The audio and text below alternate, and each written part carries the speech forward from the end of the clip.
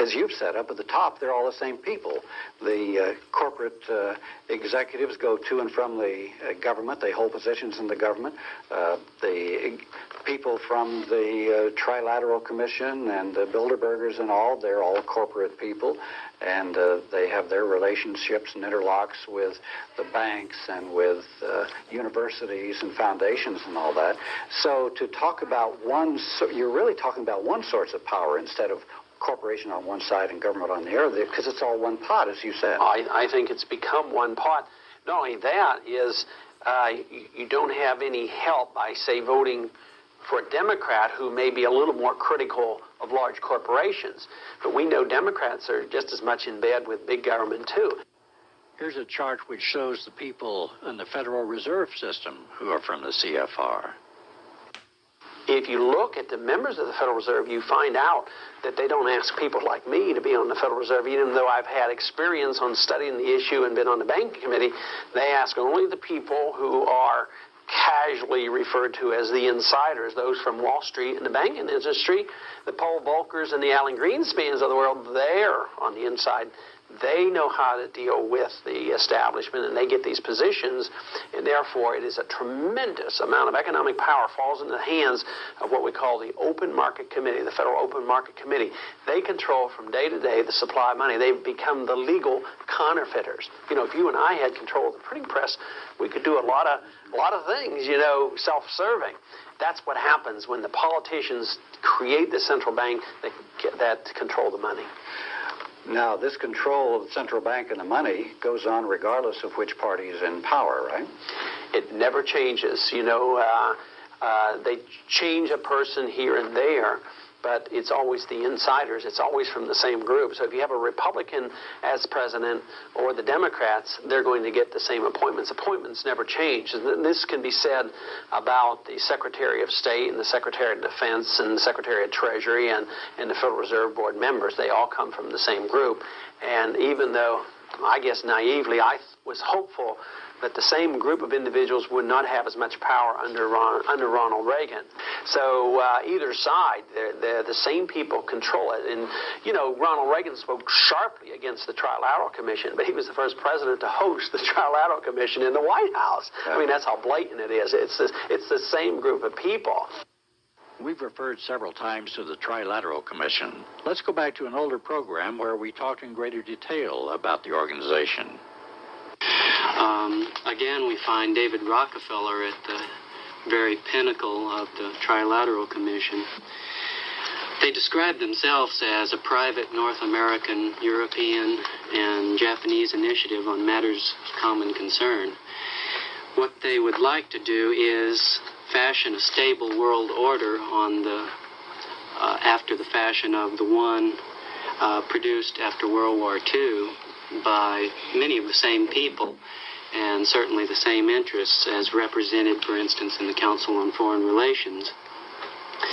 The kernel of the idea for the Trilateral Commission arose in the head of probably its mastermind, Zbigniew Brzezinski, who's now National Security Advisor to President Carter. In 1970, he talked about the need for collaboration between these three areas of the world, Japan, North America, and Western Europe. The need for collaboration to face certain problems, obstacles to the continued expansion of the capitalist world order. By July of 1973, the Trilateral Commission was officially formed.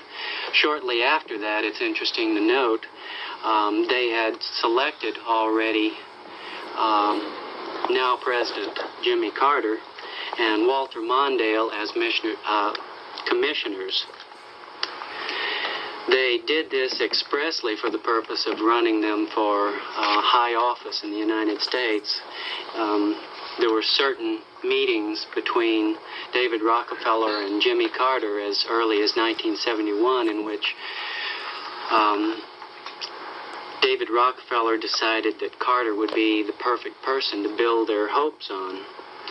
So Carter, Mondale, and in the Republican camp, Elliot Richardson were all invited to be commissioners with the hope that at least one of these people would be the future president. As it turns out, of course, Carter has become president, and out of the 74 American commissioners, about 21 of them are now in the Carter administration. Cyrus Vance, Harold Brown, Secretary of Defense, Michael Blumenthal, Secretary of Treasury, C. Fred Bergston, Assistant Secretary of Treasury, Warren Christopher, Deputy Secretary of State. The list goes on and on. Warren Christopher, Richard Cooper, Lucy Wilson, Richard Holbrook, Anthony Lake, Andrew Young, surprisingly. They're convinced that there is too much democratic participation allowed, that there's too much. It's making economic planning of the world capitalist system very difficult for them. So one of their domestic goals is to centralize economic planning. The governability of democracy, according to Samuel Huntington, who is a very influential person in this group, depends upon an expansion of capital and continued accumulation, which is virtually impossible if the people run the system. They think that an elite is much better equipped to make decisions which maximize profits. What's the crisis of democracy that they're concerned with in all of the democratic society? The technocratic and policy-oriented intellectuals doing our job in the interests of the people who have real power.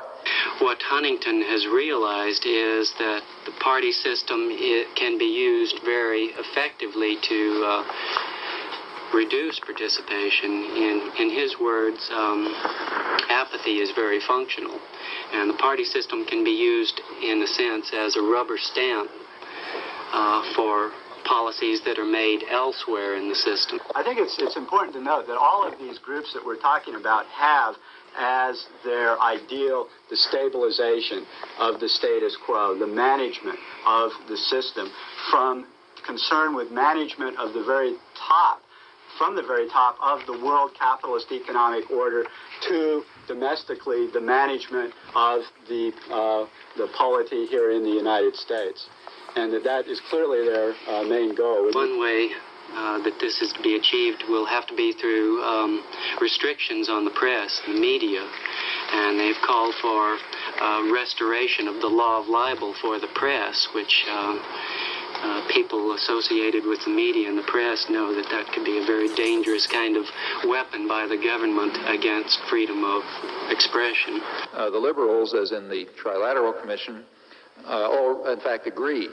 In the same study, they say that the media threaten government authority by their adversarial stance, and they've got to be curbed. If they can't curb themselves, the government is going to have to move in to curb them.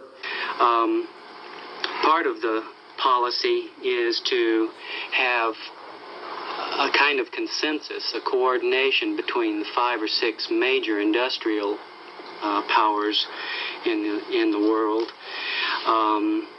They see the need not only for, well, they recognize there's a great deal of interdependence now. They see the need for much more cooperation and coordination than there's been in the past. So they think that 5 or 6 key industrial states getting together can in turn dominate the major third world countries. These countries, of course, supply cheap resources, cheap labor, which are necessary for the industrialized countries. They recognize that the demands in these third world countries are increasing for a greater share of the pie. So they advocate giving a certain degree of power, control, and a bit larger piece of the pie to certain clientele elites within third world countries.